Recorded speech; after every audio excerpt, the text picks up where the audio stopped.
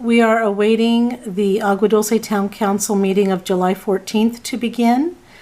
And they start with their administrative meeting at 6:30 and then their community meeting at 7, both of which are open to the public.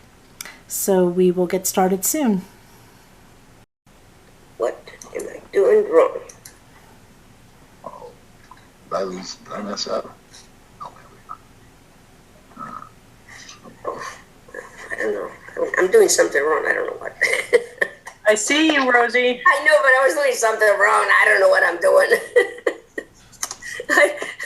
Guys, this thing sometimes it works like magic. Other times it doesn't. Oh, God. Is that Candy? Yes, ma'am. Awesome.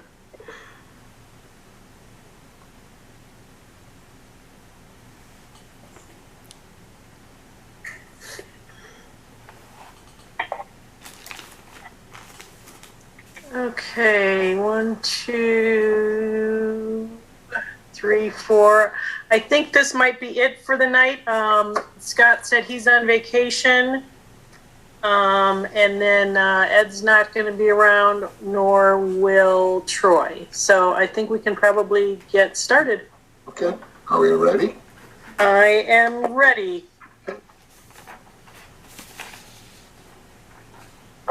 Will the meeting of the Agua Dulce Town Council please come to order for the July 14th, 2021 meeting. We have an agenda before us for tonight's meeting. And I don't believe we need the roll call because we just had it, basically. But we do need an approval of the agenda. So if someone... I will move to approve. Okay. I'll second. Second.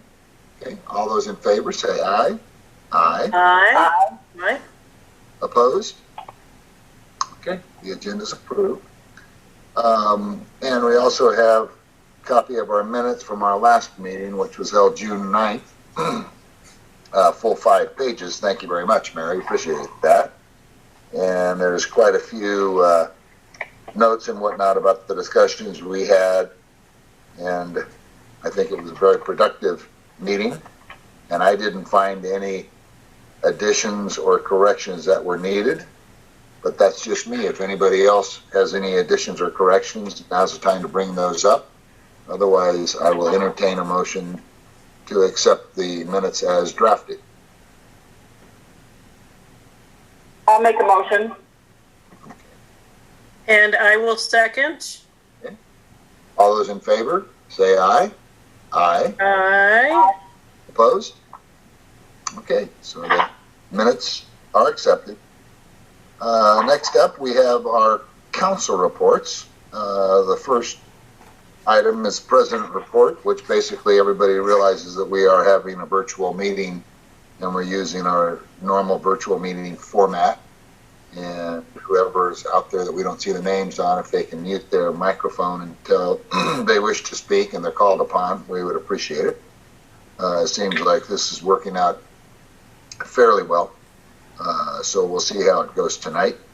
Outgoing correspondence, we had an appeal of denial of the conditional use permit for the Gardens of Paradise. Fantastic letter, kind of spelled out all the concerns we had and also noted all the violations and citations and warnings and extensions and everything else, which is amazing.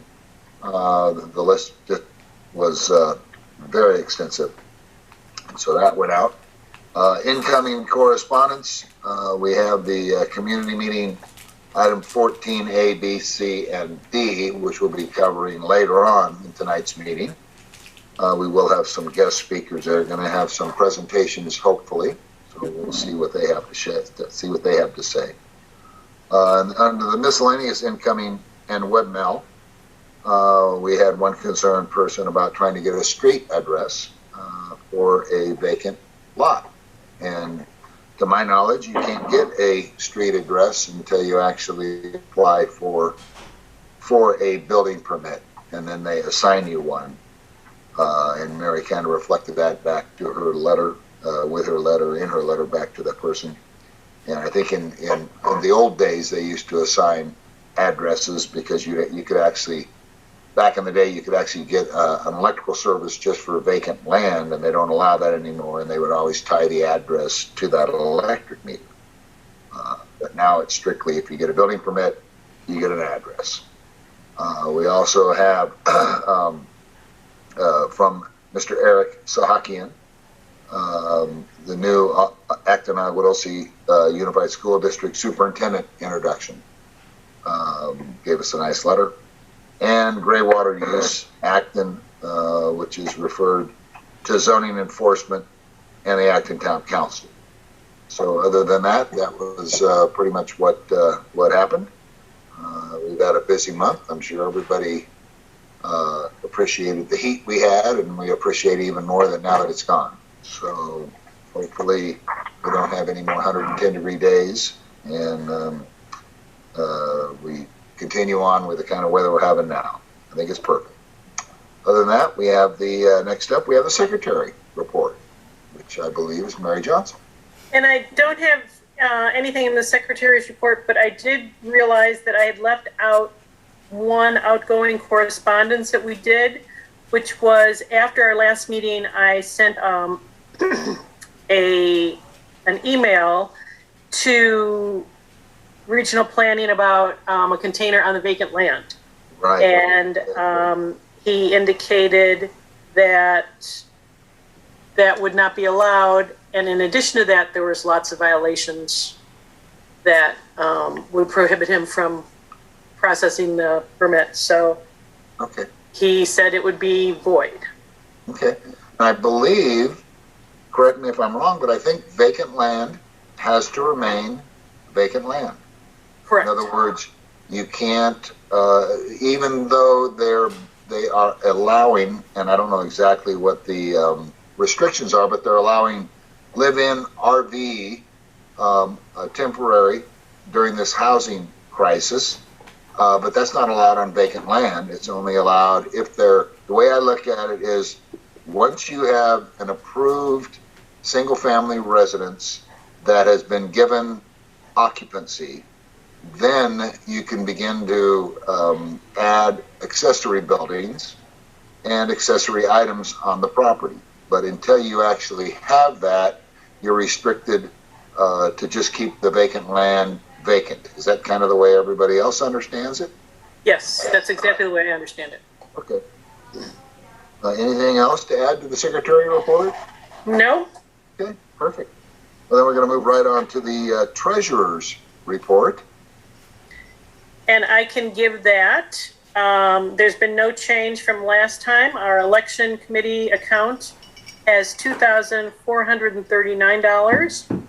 And our general account has $15,710 with 18 cents. So our combined total is $18,149.18. Okay, perfect. And the next item up is the Association of Rural Town Councils. That meeting was held June 30th of last month. Is anybody in attendance to that meeting or have anything they want to share? I don't think I went to that, but I will say I listened in on the Board of Supervisors meeting yesterday. Supervisor Barger had a couple of key motions that she had introduced, and I have to say Susan Zonter of the Association of Rural Town Councils gave a really, really good testimony on funding the police funding the sheriff for the illegal grows out in the Antelope Valley. She made some outstanding points. And I will say they made a concerted effort, I think, because they only take an hour of testimony. And I'm not sure how they determine who gets to the top of the queue, but there were a number of people from the Antelope Valley and the Adtc who testified, and it was worthwhile, and her motion did pass. So it was all good. Okay. Now, was that a Zoom meeting or was it just a call-in? It is Zoom and call-in. There's no, actually it's televised, I guess would be the best way to say it. Okay. It's televised. You call in. You can't do it by Zoom if you are trying to testify. It's all done with a call-in, and then you're put in a queue, and you've got to hit 0 and 1 and wait and cross your fingers and stand on one leg and hope that you get called on. Okay. All right. So when you get called on, your voice is transmitted onto the TV, so to speak. Correct. But you don't have video. Your video, you're you yourself. You're not broadcasted on the TV along with everybody else then. Correct. Okay. Perfect. Sounds good. Okay. And other than that, I think that pretty much concludes the administrative portion. We did receive the airport request, and I think that just has to be handled by the end of the year, if I'm not mistaken. That talks about the second half, so we can bring that up at our next meeting in September. Correct. As I understand it, we are going to go ahead and go dark for August. Like has been our tradition, and then we don't have to worry about anybody's vacation or whatnot. And then we'll start back up in September. Mm-hmm. So I'll bring that up at the community meeting also. And other than that, anybody else have anything to bring up during this administrative portion? Candy, do you have anything going on? No, not at all. I did attend the service for firefighter Carlin. Yes.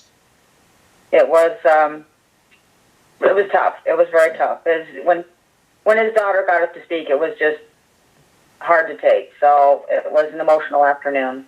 Wow. Well, we appreciate you going down there and representing not only your own concerns, but our concerns also. We appreciate that. Yeah, thanks, Candy. Yeah, I felt it was something that needed to be done. Yep. Absolutely. Yep. Okay. All right. Well, if that's the case, I think we'll go ahead and take a short adjournment here until 7 o'clock, at which time we'll start the community meeting. So this administrative meeting is officially adjourned. At this time, I'd like to invite the iLead Agua Dulce learners to lead us in the flag salute if you're here. And we don't have them. Oh, so then it's up to, I believe it's up to Lou. Well, Lou, are you up for leading us in the Pledge of Allegiance? he must be on me. Yeah? Want me to do the Pledge of Allegiance? Yeah. Yes, we do. Okay. Everybody can please stand, place your right hand over your heart, face the flag, which I don't know if Mary's going to put up. Ready, begin. I pledge allegiance to the flag of the United States of America and to the republic for which it stands, one nation, under God, indivisible, with liberty and justice for all. Thank you, Lou. We appreciate that. Sure. Okay. As everybody's aware, the last few months we've been meeting virtually via Zoom, which we are still doing tonight. The rules are kind of the same. I just ask that you keep your microphone muted until you're called upon if you have something to share with us. And that way we'll keep things moving right along here and we won't have a whole lot of background noise. So at this point, we're going to start off with the agenda reports, the agency reports. And the first agency, if anybody's here representing the Highway Patrol, is from Officer Hallgren, if Officer Hallgren's here with us. If not, we will come back if he shows up. So we're going to move right on over to the Los Angeles County Sheriff, Resident Deputy Martinez. Are you with us here tonight?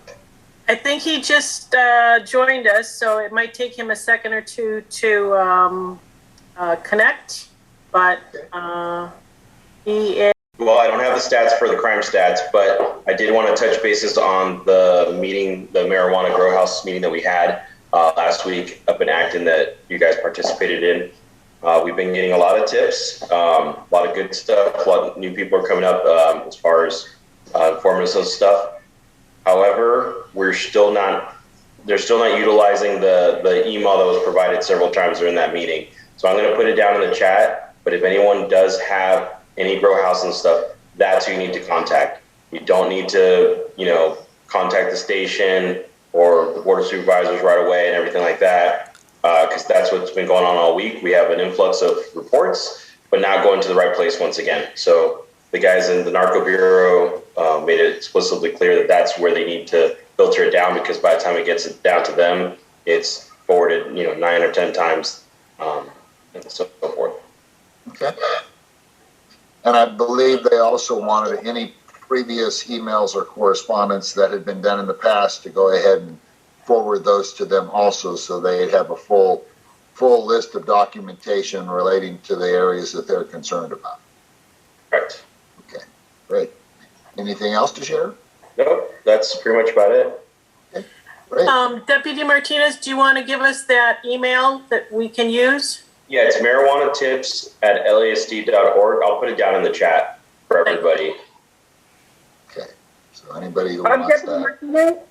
Deputy Martinez, this is Candy. Go ahead. Hi. Yes, I got an email from Bruce about the Sweetwater Springs Farm. They're asking if you are also pursuing charges against them. Yeah, so county council zoning has a case on them. County council's aware of them. Okay.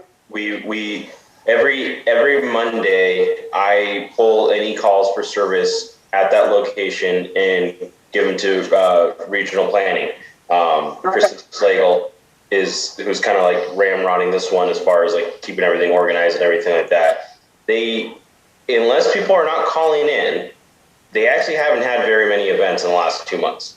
I want to say like 3 or 4 of them. So, again, if like, just like gardens, you have to call, ask for that incident number. Otherwise, we don't know if stuff's going on if we don't get a phone call. Okay, they just want to know if it was still on your agenda to. Oh, absolutely. It hasn't stopped. Coyote Creek Coyote Creek, yeah. They got a letter to citizen assist. So did Sweetwater, from what county council told me. And we haven't heard a peep from Coyote Creek, so I think they might have, that was enough for them. But Sweetwater is it's off and on. It's definitely not as consistent as it was. Okay. All right. I will give them an update. Thank you. Okay. Perfect. Anybody else have any questions for Officer Martinez? I think, Deputy Martinez, you need to reinforce that one more time, that the only way that it's going to continue with enforcement is if they call the station so that you know that there's an event going on. If it's going on and they're hoping somebody else calls, it might not get through. So absolutely, because I don't remember the exact weekend, but I know that I saw something on Nextdoor. I saw a lot of complaining on Nextdoor. And then when I went to go pull then Monday morning, I didn't see a call. So, there's a lot of participation online. It's as great as that is for the community being involved. It actually does absolutely nothing for the problem to be resolved. We need to get involved, and we're not going to know unless we get called. Yeah. So Candy, if you can relate that to the people who are letting you know that they've got to make that phone call to the Palmdale Sheriff's Station to make it an incident. Right, and I told them they need to get the incident number and report it. Perfect. Okay. Great. All right. Thank you very much. We appreciate your service. Next up, we have Los Angeles County Fire Department Community Service Representative Maria Greikham. Maria, are you with us? I am here. I know I missed last month's meeting, and I wasn't able to send a report ahead of time either. So I do have both months, May and June, if you'd like both of them now. Okay, great. Yeah, whatever you have to share with us, we'd love to hear. Okay, so for May, there were a total of 39 responses. 24 of those calls were for medical, and 14 people were transported. We had 5 fires, 2 vehicle fires, and then we had a brush fire that I couldn't find any details on the northbound 14 south of Escondido. I'm guessing it was just a small spot. By the time they got there, they don't usually write that down if it's just something that they take care of very quickly. And then on the 16th, there was a 25-foot by 25-foot spot caused by a bird's nest on a power pole. And then on the 25th, we had on private property a little it was a little bit of a grass fire, I guess. It was about 85 feet in diameter. It was accidental. The neighbor to the south was welding and caught the grass on fire. So it just kind of stayed in the yard, and the guys came and put it out. So that was it for May. In June, we had 34 responses, 21 medical, with 11 people transported. There were 3 fires. 2 of those were vehicle fires. The third one was a 10 by 10 spot in a grape field off the side of the road on Sierra Highway. Then we had an overheated motor and a power line down. Those were our 2 hazardous conditions, but causing no fires. And that is about it, unless there's any questions. Do you have any questions for Maria? Well, thank you for joining us tonight, Maria. We appreciate the report. We know your department has been under a lot of stress over what's happened out here, and we appreciate you keeping us updated and keeping us in the loop. Yeah, thank you. You probably all know that the guys were out of the station for a few weeks, and they were operating out of the airport. Gave us some space there to operate out of, but they've been back in the station now for a few weeks, and the guys were happy to go back to the station. Actually, they wanted to be back there. Good. Well, I'm glad to hear that, and we're going to do our best just to keep supporting them. So, thank you. All right, thank you. Next up, we have Acton Agua Dulce Library Report from librarian Jim Wall. Good evening. Hope everyone's doing well tonight. Yes. I just got a couple quick updates for you guys. First, about our library hours. They've expanded ever so slightly. If you remember when we first opened, we reserved our first hour of service for sidewalk service, the curbside service exclusively. That has changed. We're now opening the building at that time. So our new hours are Mondays, Wednesdays, Thursdays, Fridays, 10 a.m. to 6 p.m. And on Tuesdays, it's 12 noon to 8 p.m. So it's a little extra time you can be in the building, and these days be in that nice air conditioning. And the next thing I was just going to mention, we are working with public health, and on Friday, July 23rd, so is that a week from this Friday, I believe, we will be having a COVID-19 vaccination clinic. So it's a total walk-in thing. If you're interested in getting it, just come on into the library. It'll be between 1 and 3 p.m. or until they run out. Just show up. They'll get you your shot, and we will let you know when the second dose of that shot will be scheduled at that time. Other than that, that's all I've got. Unless anyone's got any questions for me. Okay. Anybody have any questions for Jim? If not, Jim, we sure appreciate you reporting in and visiting us here during our meetings. It's real helpful to know what's going on in the community. I'm glad things are starting to open up out there, so that's great. Good report. Me too. Thank you. Thank you. All right. Next up, we have Highway Patrol. If anybody's shown up from the Highway Patrol, if not, we're going to pass them by and go straight to the 5th District Report. Stephanie English. Hi, everybody. Good evening. Hi. Get myself situated here. Hey, just a couple things from me. The supervisor authored a motion yesterday at the board meeting in support of SB 219, which enables local auditor tax collectors to cancel penalties on past due taxes as long as it comes with a documented hardship related to COVID. So that will allow the county to provide the same benefit to folks who have been impacted and were not able to pay their taxes. Going back to Sweetwater, more specifically, I concur with Orlando's input to keep the calls coming in so we can track when we go to court on this issue. And we will be moving forward. The paperwork has been submitted, and I just have to get the date that the injunction will be requested. So we're continuing with that effort. We all know it takes time, as we saw with Gardens of Paradise, but that brings me to a reminder that is just going to be very critical for you all, and that is to please, as many people as possible, to call into the Planning Commission meeting. And I think is it July 21st, Mary, or 27th, or? I think it's the 22nd, wasn't it? 22nd? I thought it was the 21st. I don't have it in front of me. Hang on. What? You're muted, Mary.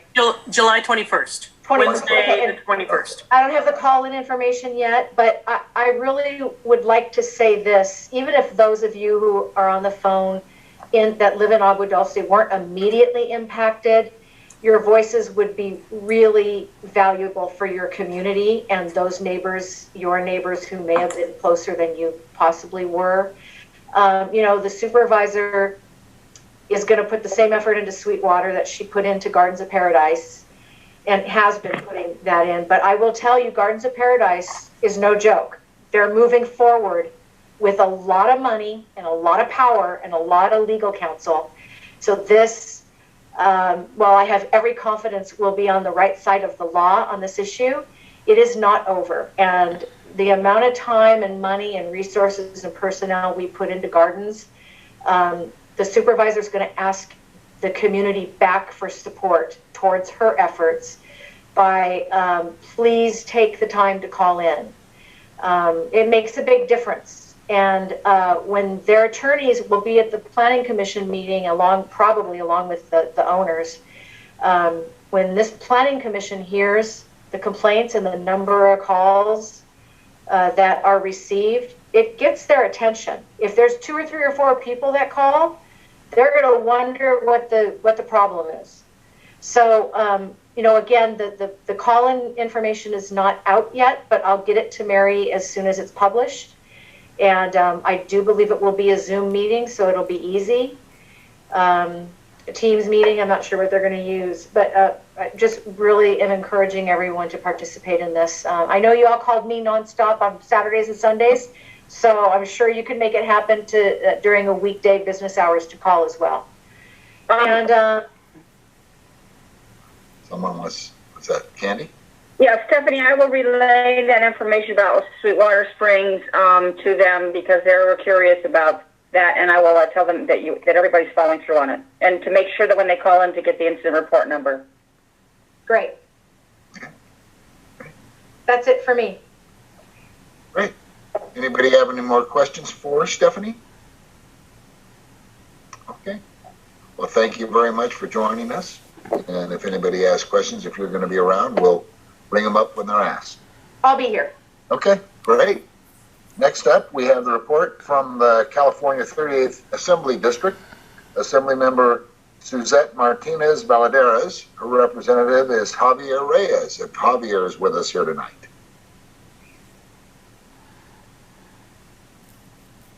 I don't hear anything yet, so we'll assume either lost his connection or he's gone elsewhere. Next up, we have California 21st Senate District, Senator Scott Wilk. Is someone here from Senator Scott Wilk's office that would like to give a report?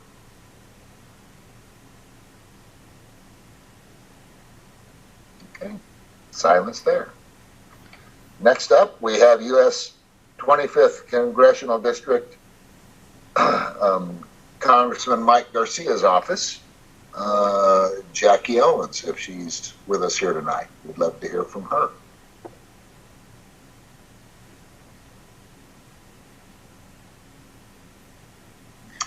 I don't see her, but I know she's been sending quite a bit of stuff on the congressman's involvement with the illegal grows out in the Antelope Valley. And I just wanted to express my thanks to him and also to Supervisor Barger's office. Stephanie, if you could pass on our thanks to them. Even though we're not really affected by all the illegal outdoor grows, the water issue, stealing the water is key, and we appreciate all the work that she is doing along with the congressman to get that taken care of. So thank you. Yes, definitely. Thank you very much. Okay, next up we have presentation from LA Countywide Parks Department about the LA Countywide Parks Needs Assessment, Regional and Rural Edition.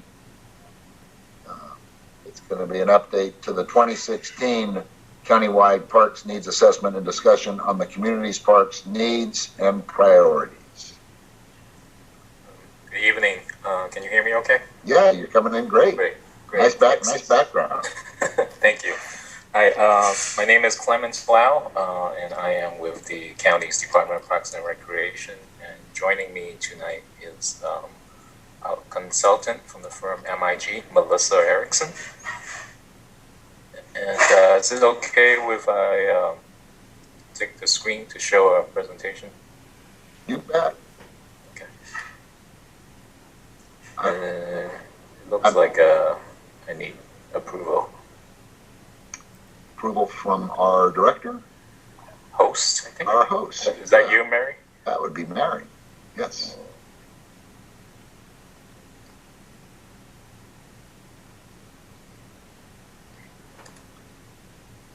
Is that allowing you to share now?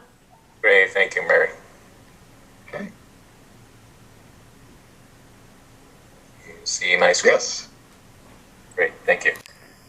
So yes, Melissa and I are gonna tag team a bit to share about the Regional and Rural Edition, which is a focused update to the 2016 Countywide Parks Needs Assessment. Just really quickly, here's an agenda of the topics we'll cover in the slides that follow. I'll start with a background, and I think many of you were involved in the 2016 process of developing the Countywide Parks Needs Assessment, which involved all cities in the county as well as unincorporated communities, and it was an unprecedented effort to document park needs in the county. And what that really means is we try to answer several key questions, meaning how many parks are there in LA County? What amenities are there in those parks? What are the condition of those amenities? And what is the condition of the parks? How accessible are those parks in terms of walkability? Can people walk to those parks within a half-mile or 10-minute walk? How densely populated are the neighborhoods around those parks, because it also affects kind of wear and tear and how well used those parks are. So to the right, you see here are a summary, what we call the park metrics, and some of the key data from that report, showing the answers to the questions I listed, like what we have in terms of parkland, what amenities there are.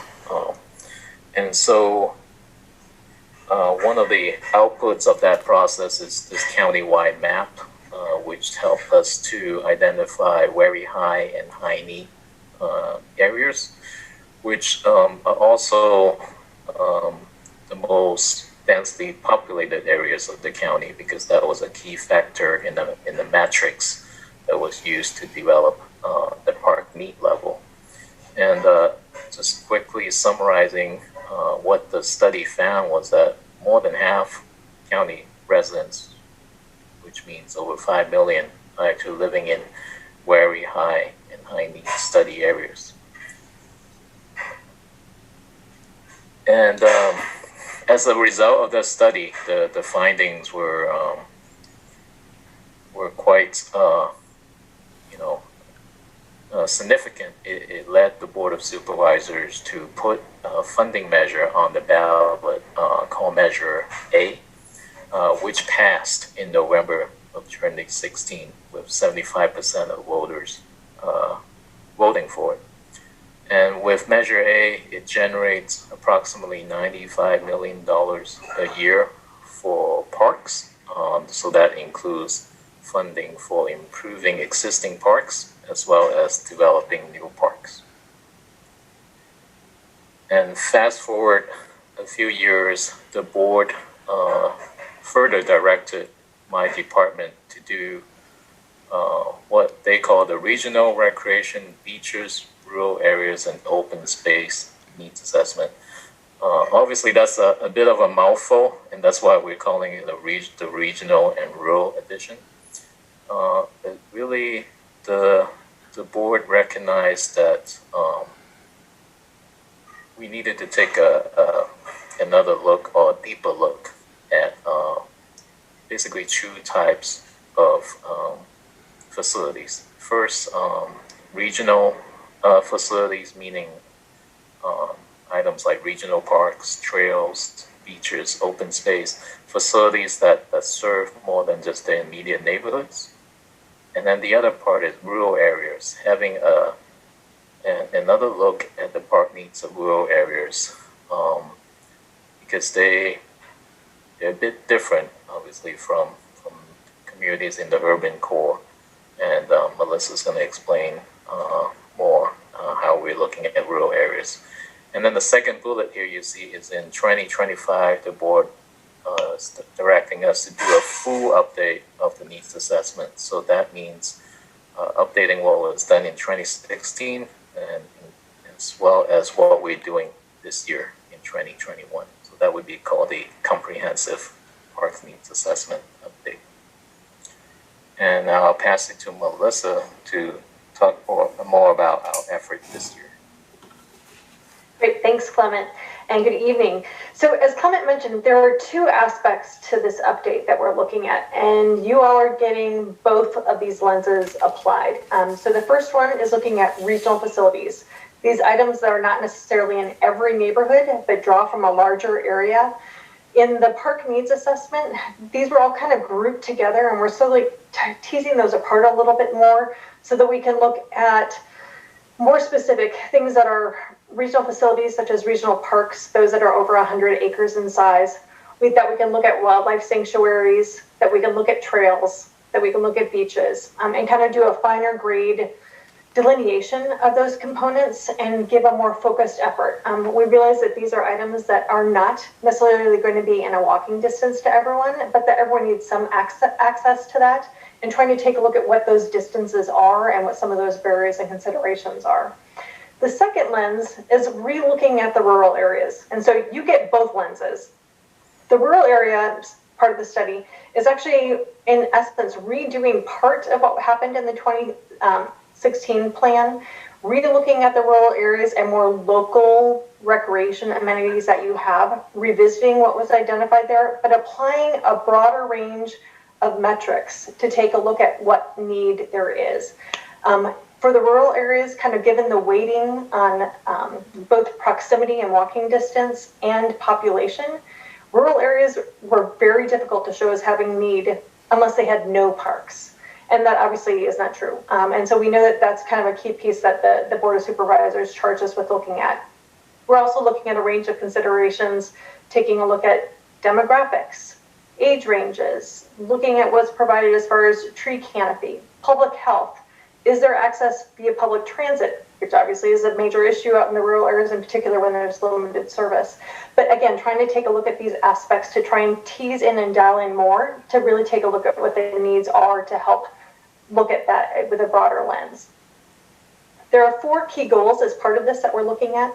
And so we've been spending a lot of time kind of on the back end looking at the metrics. What are we going to look at as far as the data sets to take a look at what some of these components are, making sure we have an adequate inventory. The park needs assessment had kind of a large bucket that many of these fell into. And so cemeteries, golf courses, wildlife sanctuaries, trails weren't really looked at, but some of the larger pieces, those were all one bucket. And so we're kind of teasing those apart so we can look at them much more specifically, so that things that have a recreation lens versus a more nature-based and or conservation lens are looked at separately, but are still both looked at.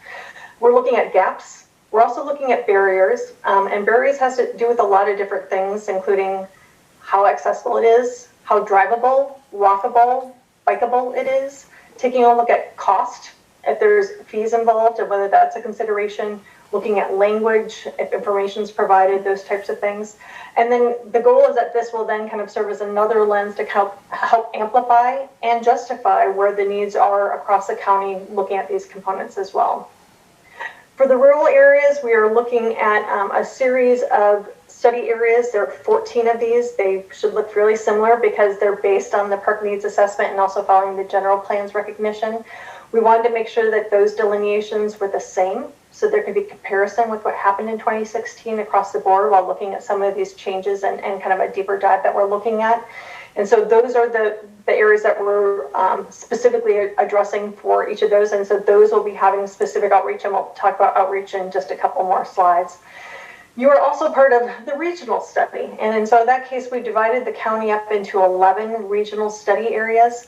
This kind of combines those park needs study areas into groups so that we can look at things in a little bit more holistic basis. Again, since we're looking at components that are kind of shared across larger geographies, we want to make sure that we're trying to take a look at some of those considerations as well. Obviously, the Antelope Valley covers a large range. We also know that folks, depending on what the facilities are traveling further, including things that are in Palmdale, Lancaster, Santa Clarita, and others. And so we are going to be looking at some of that crossover as well, which gets us to community engagement. And so we are in the process of kind of rolling out the next phase. Currently, we have 2 surveys that are up on the county's website. The first one is a very broad brush, general, kind of more regional recreation survey that's been out for some time, which we are keeping open. The second survey, which is focusing specifically on rural areas, and if you haven't, we would love for you to pass word on to folks, and we'll have the link up shortly. But getting more folks to provide feedback there. We are trying to do a little deeper dive to make sure we're not assuming what some of those barriers are and considerations of needs, but getting a little deeper kind of ground truthing of some of those considerations and where things are now and looking at that. There will be a third survey that we're anticipating coming out probably late August or so that's going to look at regional facilities as we have more data specifically to actually do a deeper dive on specific facilities there. As part of this process, and what's coming to you most immediately, is starting in the latter half of August, we're going to be having a series of digital workshops focusing on a little bit more based on kind of the regional study areas, but doing some dive in conversations as far as information and some specific questions that we're posting to get more information out. But the online surveys are a key piece that we're really using as a tool so we can hear from more folks. The survey is available in 5 languages, as will the variety of results. So we're trying to make sure that we're taking a look at that. We're also working with a variety of community-based organizations to help make sure that we are reaching out to populations that are perhaps either not participating and or that we evaluate as we're going forward to make sure we're hearing from folks and doing some focused efforts to address that. As we get to September, we're hoping to have a little bit more in person as things are opening up. We know that there's we're all getting zoomed out, but trying to take advantage of both the flexibility that online allows as far as people being able to participate across larger times and distances, but the need for having some in person too. So that will be coming as well. We have been meeting with a variety of stakeholders, including Stephanie and Natalie and others, and Supervisor Barger's office, as well as the other supervisors' offices. As I mentioned, we're working with a variety of CBOs. We have some technical partners that we've been working with to make sure as we're looking at these metrics that we're looking holistically across that. I think one of the big pieces that is different in this effort from what you all participated with in the 2016 effort is that we are really using these online surveys to get a broader response. For instance, we've already heard from 1,500 people on the general survey, which is incredibly helpful. And because we are tracking demographics, we can be clear about who we are reaching and who we are not, so that we can try and make sure that we're looking at being representative across the county's demographics and those results, and we'll be tracking that continuously. The website is up and live. I'm sure you're pretty familiar with it at www.lacountyparkneeds.org. This is the place where you can access both the 2016 efforts, that's still there in its entirety, as well as the 2021 regional and rural effort. And as you'll notice on kind of the sidebar menu on the left, there are access and points for you to directly access the surveys that are live currently. Again, we'd love for word to get out so we can hear from more folks, and we will be continuing to look at who we aren't hearing from and doing some targeted outreach to make sure that we do hear from, you know, the broader and diverse community that is the county. There's also a social media feed, which is LAC Park Needs, and that's on Twitter, Facebook, and Instagram. We're building that process, so we're looking for more followers, and I know that some of the different county councils have, you know, larger social media presence, but if you can help, you know, pass those tweets on and posts on, that would be great. We'd really appreciate just trying to get more word out so that we hear from more folks to be more holistic in what we're looking at as far as results. This is a direct link, so if you have your cell phone out, you can do a quick little screen capture. That will drink you to the rural park survey. There's a button on the lower end where you can choose language. English is the default, but we have Spanish, Armenian, Chinese traditional, Chinese simplified, and Spanish. I think I forgot them all. Those are the dominant languages within the county, but they are available, and we will keep this up and live for a few months yet, but looking for getting additional feedback as that comes through. So there is plenty of time to provide feedback because we're really just kind of starting the more robust end of the community engagement. We've been kind of weeding through the data to make sure that we have a clear sense of where these facilities are, and look forward to hearing from you all as we get this out and looking for more public feedback. And with that, I'll pass back to Clement. Thank you, Melissa. So in 2016, as part of the needs assessment, you may recall there was a meeting in each study area, and that's when community members took some time to vote for their top 10 projects. This is the list that it was in the 2016 one. So we combined it basically because amenities count as one of the top 10. So you basically see free projects here with different types of amenities that were supported. And so, you know, one of the reasons we wanted to present and share with you is also to get your input and perhaps an update of what the priorities are for the community and whether this is still the case. And in some instances, I think this one is one of them. We did not have specific locations of where parks were proposed, so we also want to get your input and ideas on potential sites for new parks. It's Stephanie. I can't see the whole slide. It cuts off at staging, facilities, and part of basketball. Am I missing more than what I can assume there? Oh, is it because you're seeing our faces? Sorry, that could be operator error. Sorry. No. Yeah, actually, as I'm presenting, I also can't see it because my face is right there. So I'll just read it off. The first one is build new park, and it includes the equestrian park and staging area. The second project is build new park, and it included pools, aquatic facilities, picnic shelters. And then the third one is build new neighborhood park with soccer field, basketball courts, and trail. Thank you. It concludes our presentation. Melissa, you want to? Yeah, thank you. Yeah, that would be great. So obviously the surveys are a key piece, and as we're just finalizing the dates for the online workshops, and so we'll be getting word out on those hopefully within the next week and a half or so, so we can get word out for folks to get those on calendars. I think one thing I just wanted to highlight, you know, you have three large kind of budgetary requests in that list. You know, regional parks are expensive. Aquatics facilities are expensive. That doesn't mean they should change as far as being on your list. I think one of the pluses that we're looking at as we're looking across regional areas is looking at where adjacent regional areas have similar needs. That helps also build the support for having it within a general area within the county.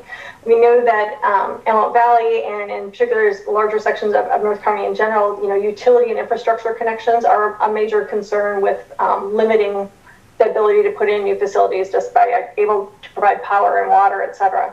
But we are looking at kind of across the range and across both the rural study areas as well as these regional study areas to take a look at where those strong overlaps are, because a lot of your neighbors also had similar processes. And so we're going to be applying another lens, trying to take a look at that so we can help emphasize where that is. Like the park needs assessment, which has been a very actively used document to help support grant applications and documenting need, our goal is that this update will also be able to provide justification for the need to better position these projects to go after funding, through a variety of mechanisms, and that's the goal. So I think with that, we're hoping that you can help kind of spread the word about the surveys, about the upcoming workshops, and that we really do look forward to hearing more so that we can make sure that we're adequately and appropriately addressing and articulating what some of the existing issues are, and as we look to the future. Population's just continuing to grow. Thank you, Melissa and Clement. Does anybody out there have any questions for them while they're with us tonight? Don, I can just let them know that a property that we would love to have, or our number one choice, is at 32500 Agua Dulce Canyon Road. It's adjacent to Vasquez Rocks, but it would allow us to have an active park property along with the natural area over at Vasquez Rocks. So 32500 Agua Dulce Canyon Road. I've got it on my list. Okay. Awesome. I want to add one thing about the acquisition piece, because we are looking at some prioritizations and some recommendations that are going to come out of this. We are not going to be able to list specific parcels because that starts becoming this, concern about it being a government take. We are keeping all of the feedback because others are also talking about specific parcels. So we're kind of keeping all that information together so that that can be kind of tracked and considered as we're looking through, and particularly as we're looking at kind of what rises to the top as far as the needs in the areas as well. So Melissa and Clement, you'll remember during our meeting that that property we discussed, and the supervisor has her eye on that property for the Agua Dulce community. We're working on an appraisal, and we're hoping that we can use a past appraisal and just get it updated so that we don't have to spend the time and the money on a brand new appraisal.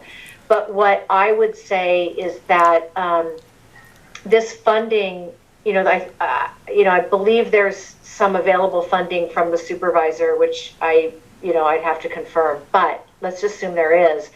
This funding could be a partner to that that project to make it a usable space instead of developing a whole new park project. I was going to say something else about that. Hang on. The parcel, the amenities and the purposes of the park. It sold at a time when the county was trying to purchase it, unfortunately. So there were some upgrades that needed to happen or some code issues that needed to happen in that sale. So we don't know what the value of that is and if that brought down the assessment value, not the assessment value, but if that fixed some of the overall value, because those issues had to be fixed on the property before it could originally sell. So, there might be some budget gaps. There might be some need to actually focus on the amenities for that property if we're able to purchase it. So just wanted to remind you of that. Yeah. Well, and I think the more sources of funding there are, the better. And the more documentation that there's need, the better the positioning is for the money. So our anticipation that this will be a very helpful tool to continue to look for partnering, grants, other funding streams, et cetera, but at least documenting the need will be key.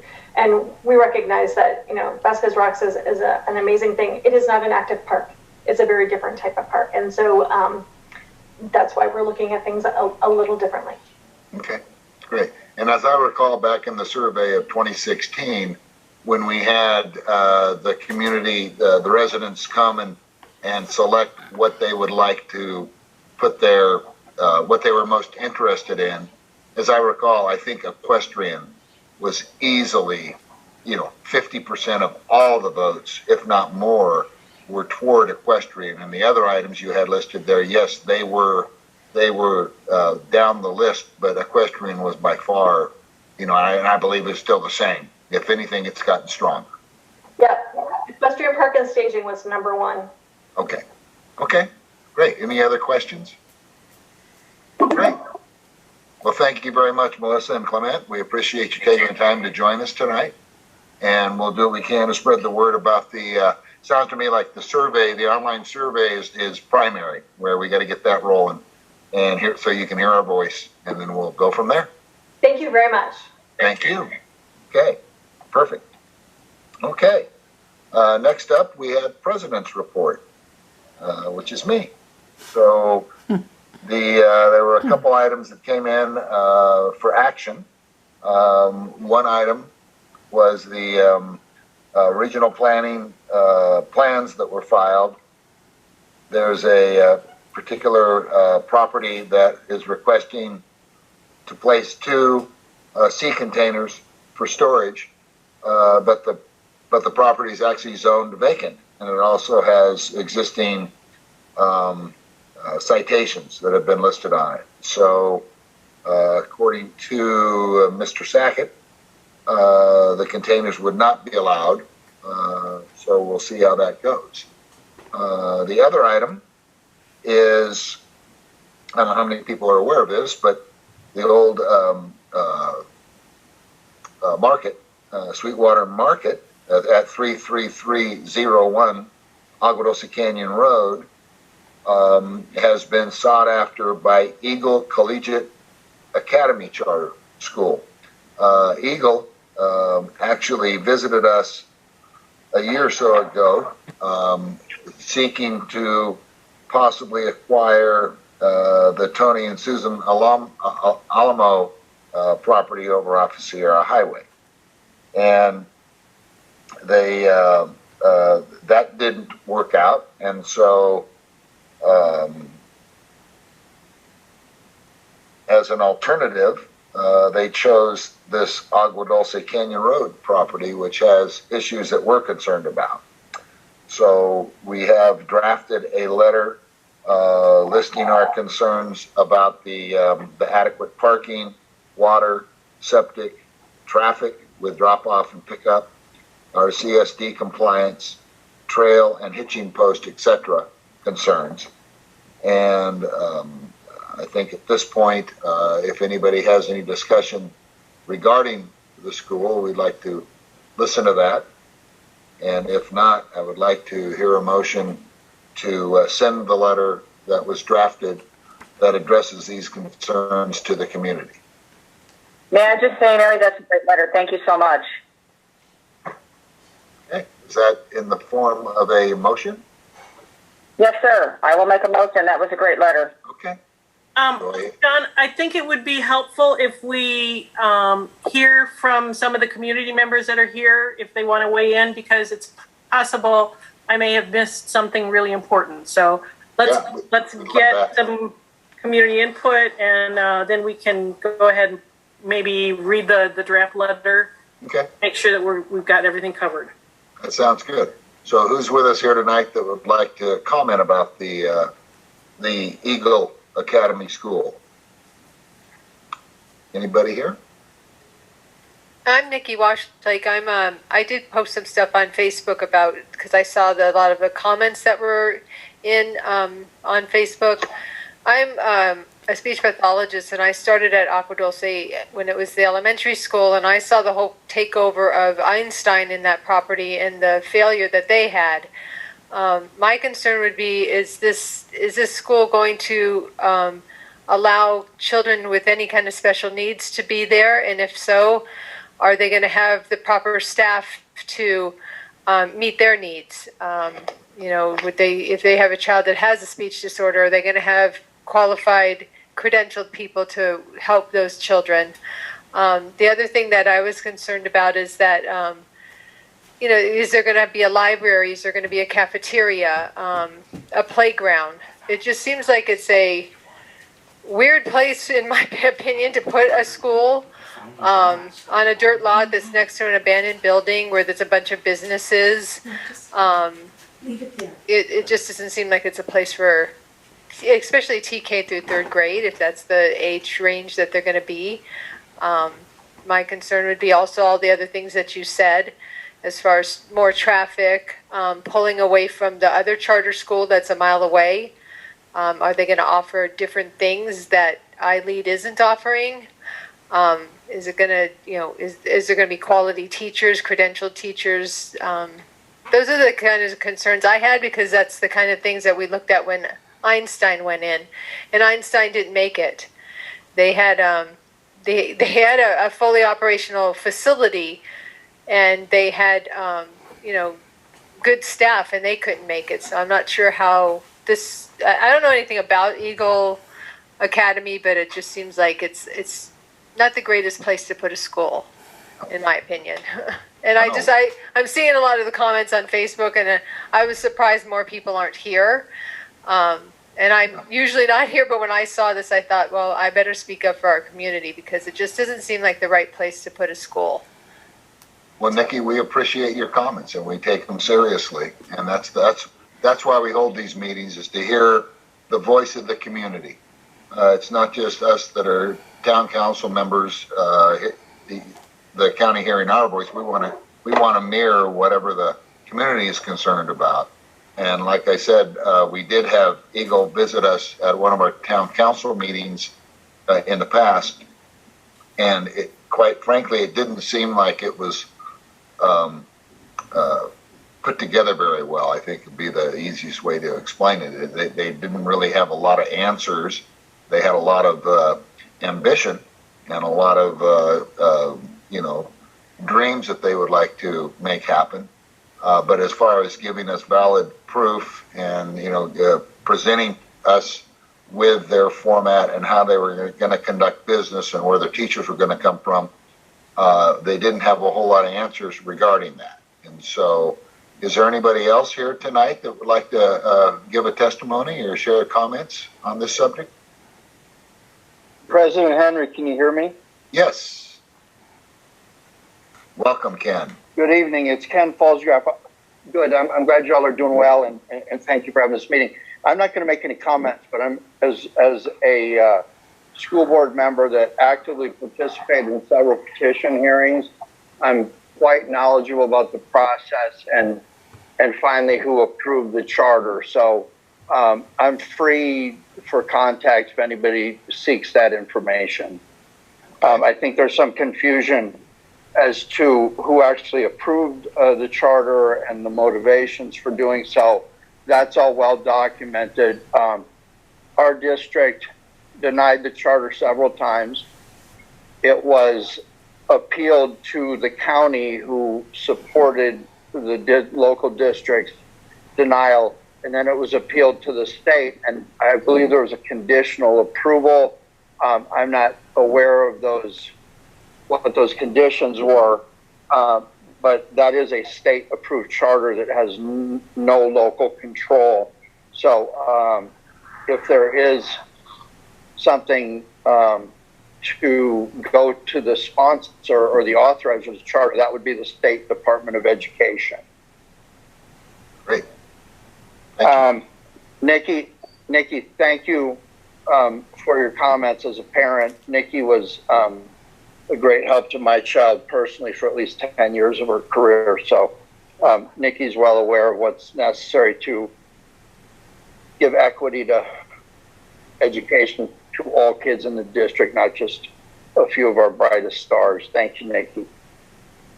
Thank you, Ken. You're welcome. All right. Looks like we have Cliff Grimes has his hand up there. Cliff, it's your turn.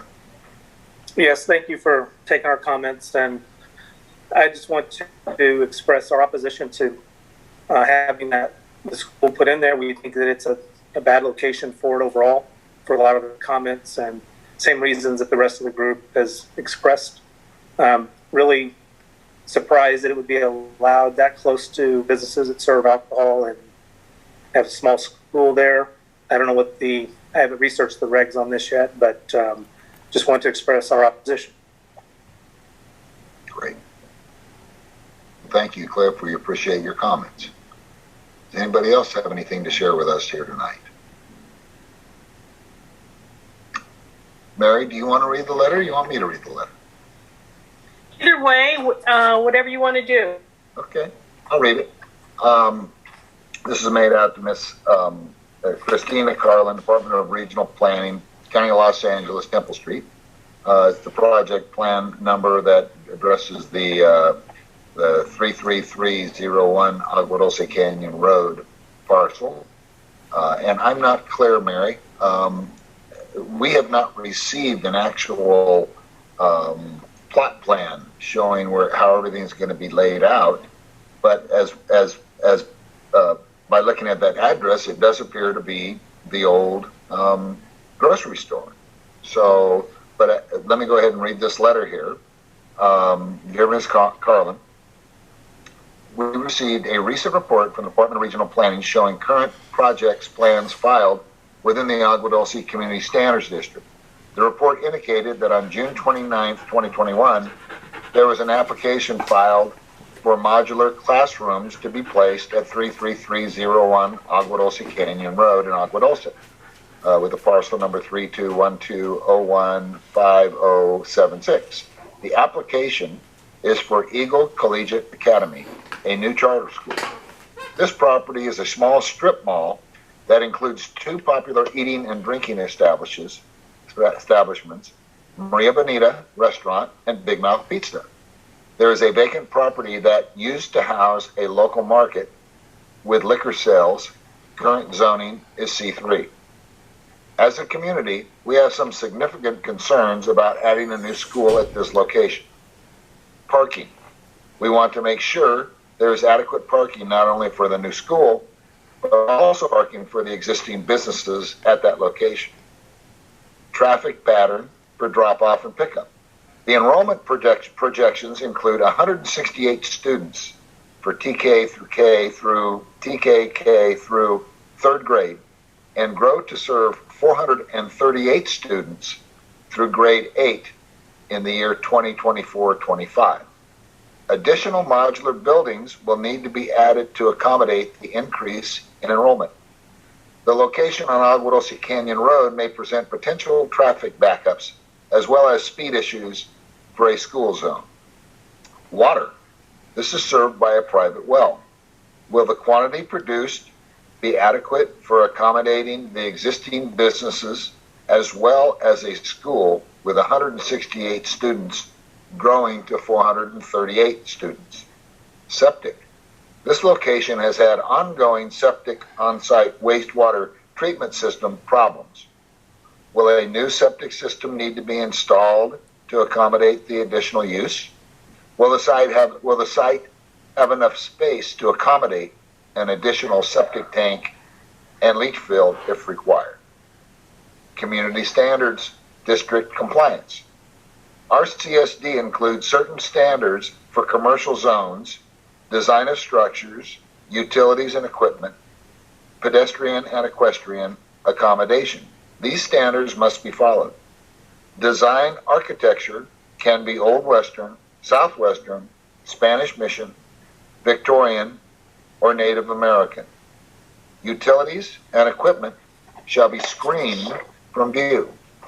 Pedestrian, equestrian access to the Pacific Crest Trail that runs parallel to the Agua Dulce Canyon Road shall be provided by a minimum 10-foot wide access along with a hitching post. This area has historically been an equestrian trailhead with multiple hitching posts currently on the property. Proximity to establishments with liquor licenses. California California Alcohol Beverage and Control is authorized to deny a license for any location within 600 feet of a school. It does not apply to the renewal of a license. It would, however, prohibit authorizing a license for the vacant market property. The feasibility of this first-time charter school is questionable at best. Eagle Collegiate Academy presented to the Agua Dulce Town Council in November 2018. At that time, their charter petition had been denied twice by the Acton Agua Dulce Unified School District, first in May of 2017 and again in October 2018. At that time, the location of the school was planned for the old Tony Alamo Church at 13136 Sierra Highway. After the second denial by Acton Agua Dulce Unified School District, they appealed to the Los Angeles County Board of Education. That was subsequently denied in January of 2020. The petition was then appealed to the California Department of Education, CDE. The Advisory Commission on Charter Schools moved to deny the petition in June 2020. In July of 2020, the CDE moved to approve the petition, going against CDE staff recommendation to deny.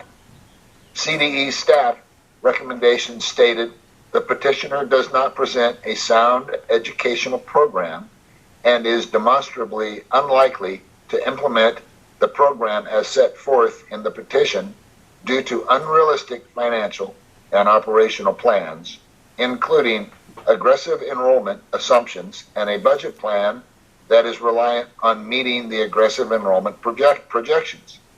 3 alternative sites were included in the petition. None of those sites were the proposed site at 33301 Agua Dulce Canyon Road, which is now being considered. When the CDE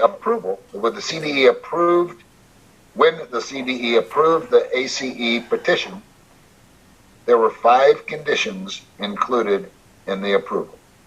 Condition 4 states all facility improvements, including improvements to roadway access and occupancy permits required to begin school operations in 2021, will be completed and ready for CDE inspection on or before May 28th, 2021. That clearly has not happened since the application for modular classrooms was not filed until June 29th, 2021. We ask that prior to approval of any plans or project, the above concerns are addressed in a satisfactory manner. Respectfully, Don Henry. So that's what we've written up. I think we can probably add a couple items to it, but with that in mind, does anybody else have any comment after the reading of this letter, either on the condition there or on this particular letter? Okay. If not, I'll entertain a motion to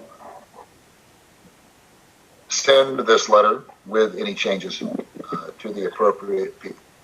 President Henry. I'll make a motion. Pardon me? President Henry, can you hear me? Yes, I can. I'm sorry to interrupt, but this is Ken Falsgraf. I do want to make the comment that the letter that was read does capture the process as I'm familiar with it, including the steps with the local school district, the county office of education, the staff recommendation at the state level, and ultimately the state board of education's action. The conditions that were conditional to the approval by the state, I think that those are accurate, and I think they suffice to hold the state accountable to the oversight of its charter that it approved. Thank you. Right. Thank you. Okay. With that said, did I hear a motion? Yes, I'll make a motion. Okay. Do I have a second? I'll second it. Okay. Any more discussion on this matter? If not, all those in favor say aye. Aye. Aye. Aye. Aye. Opposed? Okay. Passed unanimously. Thank you. for your comment and concern. And what I had heard was that it had already been accepted or approved or something like that. Is that, did anybody else hear that that's out there? Hopefully not. When you say accepted, what do you mean? Well, Sarah just said, I think it's already been approved. And so I don't know, that she said it was approved by the state, but it sounds to me like it was approved by the state with certain conditions is what we're actually finding out.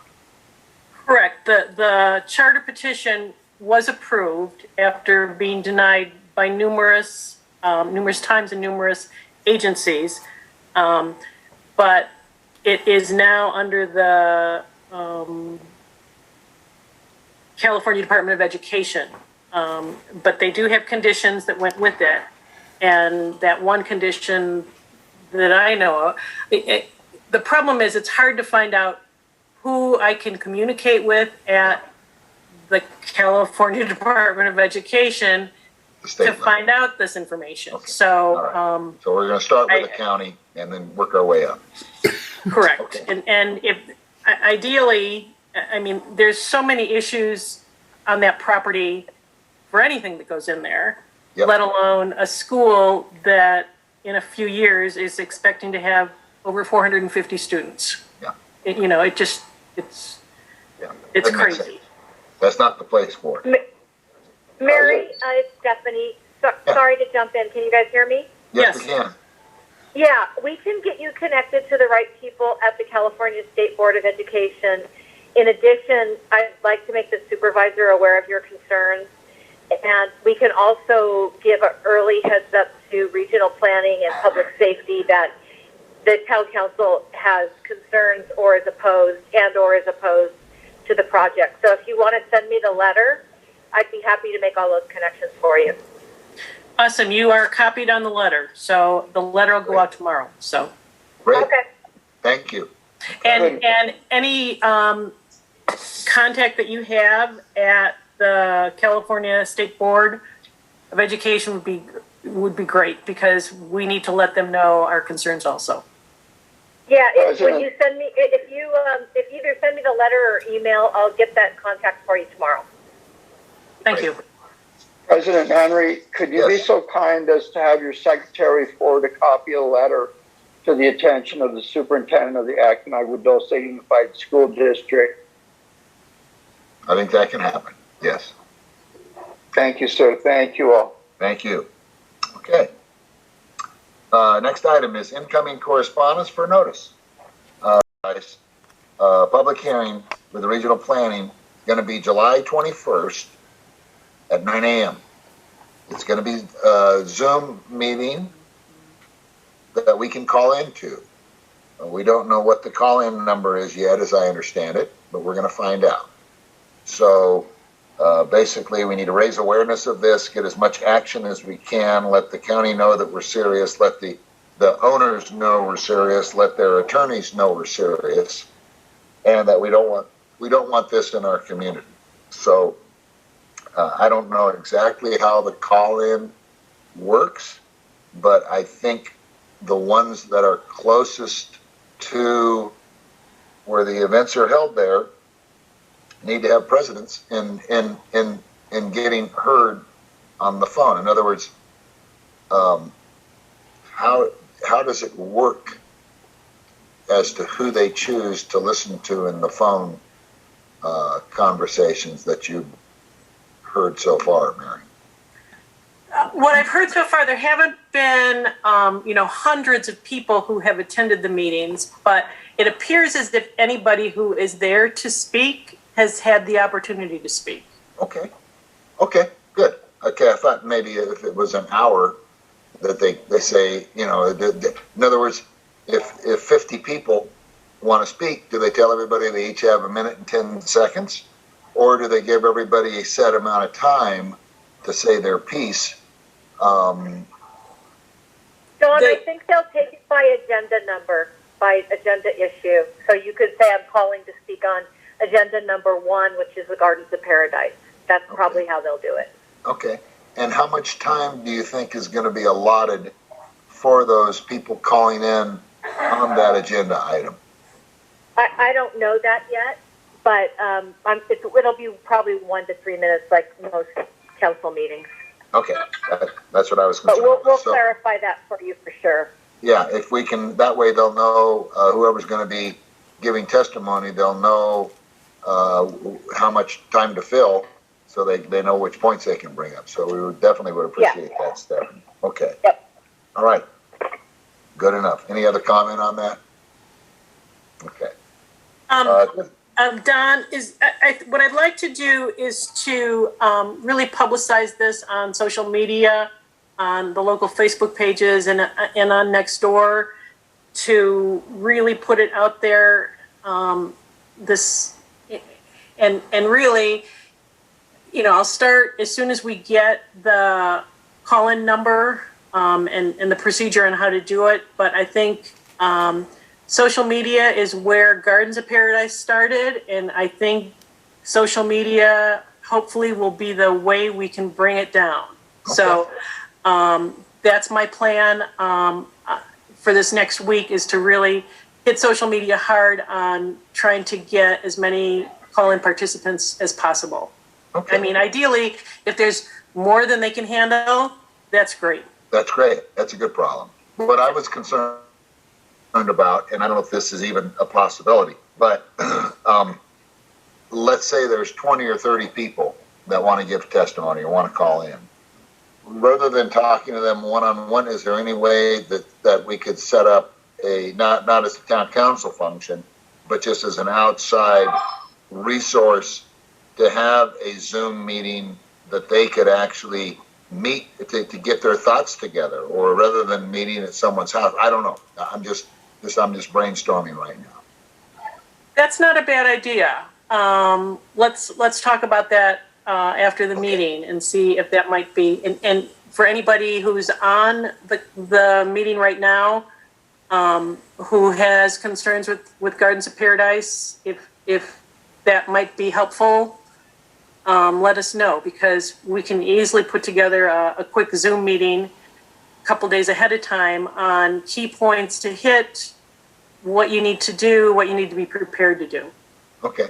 All right. I just know that when we had that as our topic at one of our meetings, I think we had 35 or 40 participants that were here. Tonight we have 19. So right. I know there's some that have they just don't want to say the same thing over again. But if we can recruit them and at least maybe they already have an action committee out there. I don't know. I just want to make sure we have a good showing, so we can talk about that after this meeting here. Next up, we have our open forum.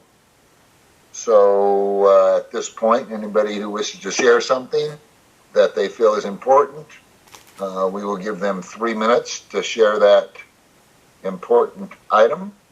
And if we have no one, then we will head right on to our other topics here.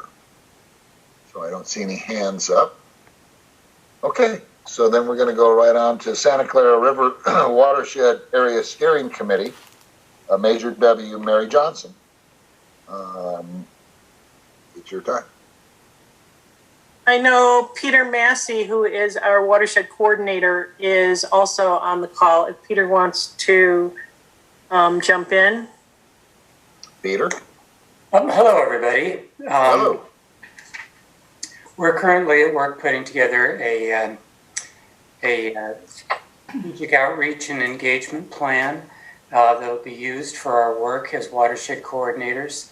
We're going to be doing an interview with Mary coming up very soon, and we've been interviewing a lot of the other members of the committee to get feedback on vision and goals for the program and for the work that we'll be doing. And we're also trying to, on a more granular level, trying to take advantage of the current schedule of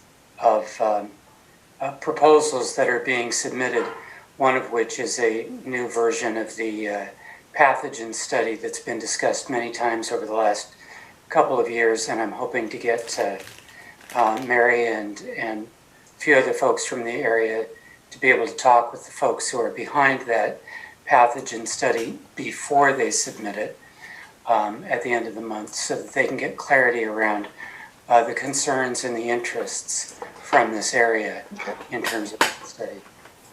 Great. Thank you very much. We appreciate that. Look forward to this meeting. Anything else to add, Peter? Great. Okay. Don, Yes. that's the meeting that he's referring to is the one that you and I are going to try to do hopefully next Monday with Richard Watson, who's submitting that pathogen study again. And what I'd like to do is really to propose to keep the modeling and sampling within the city of Santa Clarita boundaries on the east side. Okay. Because once there's modeling and sampling within the river up by us, it's going to indicate septic is a potential issue, and I don't want us to be in the same position that the lakes were in a few years ago. Right. And Acton Town Council is on the same page with that. So if we have a discussion with him ahead of time, I'm hoping he's just not checking a box that he has had outreach with us. Okay. I'm hoping that he will possibly change his submission to include our input that we give him on Monday. Okay. And there is no time set yet for that Monday, other than after 4 o'clock, I think is what we were shooting for. Yeah. Peter, have you heard anything from Mr. Watson? I'm talking with him tomorrow, and we'll get a Zoom meeting set up. Okay. Great. Yeah, later in the day is best for Don, so. If possible. Yeah, like around 4:30 or 5. That'd be perfect. Yes. Okay. Okay. Thank you very much, Peter. Okay. Next up, we have high-speed rail update. Pam, I don't know if she's with us here tonight, but I haven't heard much. Is Pam here? No, she's not. Okay, so we're on to the committee reports. CHP Community Advisory Committee meeting. Candy, do you have anything to report? No meetings. Okay. Bylaws Revision Committee, Lou or Mary? Nothing? Nothing to report. Okay. Election Committee, Rosie, this is your moment. Has she already left? Rosie has left the auditorium. All right, if she comes back, I'll make sure I call on her. I'm here. I Okay. couldn't get the speaker going. That's good. I was on my way, yeah. Well, anyway, the same thing as before, and for the people that have not been the last year and so for about a year of the town council meetings, I'll go a little short recap about the election committee. 2020 November, the elections were suspended due to COVID-19. The terms were extended for incumbents President Don Henry, town council members Scott Keller and Ed Porter. The three were to remain at their post until we can go back to the normal and resume with the upcoming, and it looks like at this point it will be the 2022 because we're almost at the end of 21. It doesn't seem like it's been that long, but 2020 we started and then here we are at the end of 2021. So we'll get to the 2022 and the committee, election committee will be working with the town council upcoming few months because I think it's coming up in November. So we need to get ready for like in September, see where we're going. Great. Thank you very much, Rosie. I'm glad you're staying on top of that. Thank you for being with us. Film committee, Candy. 15 shoots this month. Okay. And no problems or everything going smooth? Not that I've heard. Okay, I haven't either. So that's a good report. Yep. Parks and Trails, Mary. We want the property at 32500 Agua Dulce Canyon Road. You know, if you figure the legal costs that they're going to save, it's going to be a bargain.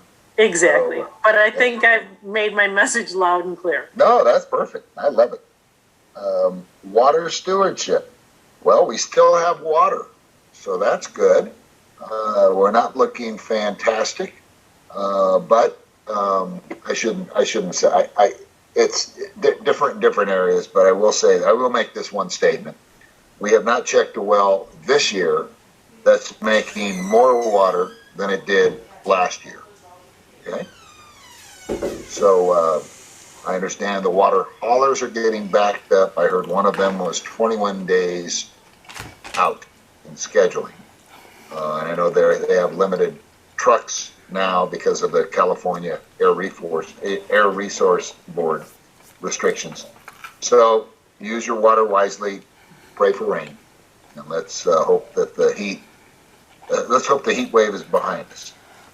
Ways and means, neither one of them are here. So we go on to disaster planning. Is Gary here tonight? I don't see him.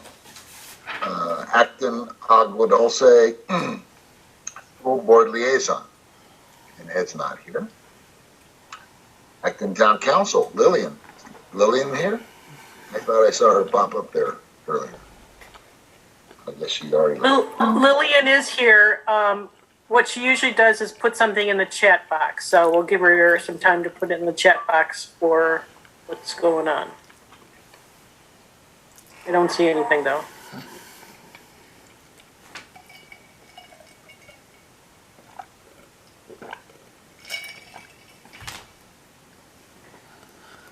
Rural Town Council's meeting is going to be held July 28th, again via Zoom. Also, there's free mattress recycling collection events, if anybody's concerned about that. Our next regular Town Council meeting is scheduled for September. There's Lillian. Okay. The Acton Town Council is still working on the CPUC investigation of PSPS. Acton Town Council is also on this. It's also focused or something.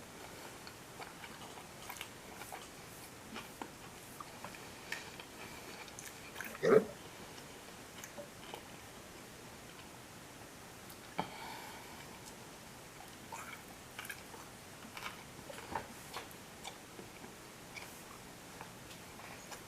Okay.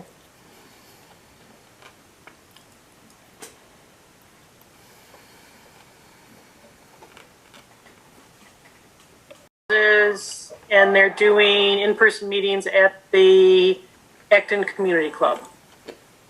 For those of you that did not catch the email address for the marijuana tips, it's marijuana tips at LASD, the initials LASD.org.